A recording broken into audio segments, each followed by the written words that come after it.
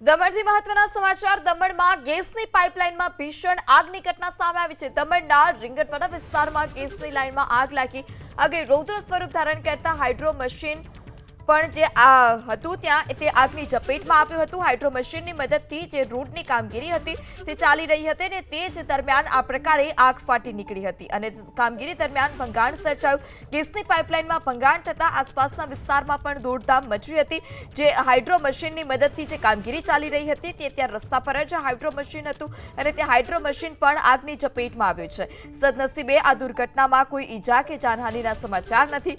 Fire વિભાગ અને gas કંપનીએ લીકેજ બંધ કર્યું છે અને આગ પર કાબુ મેળવવાના જે પ્રયાસ છે તે હાથ ધરવામાં આવ્યા છે. તો રૂટની કામગીરી ચાલી રહી હતી. હાઇડ્રો મશીનની મદદથી રીંગણવાડા વિસ્તારમાં આ કામગીરી ચાલી રહી હતી અને તે જ દરમિયાન જે પાઇપલાઇન હતી તે પાઇપલાઇનમાં ભંગાણ સર્જાયું અને જે આગ હતી તે આગ ફાટી નીકળી હતી.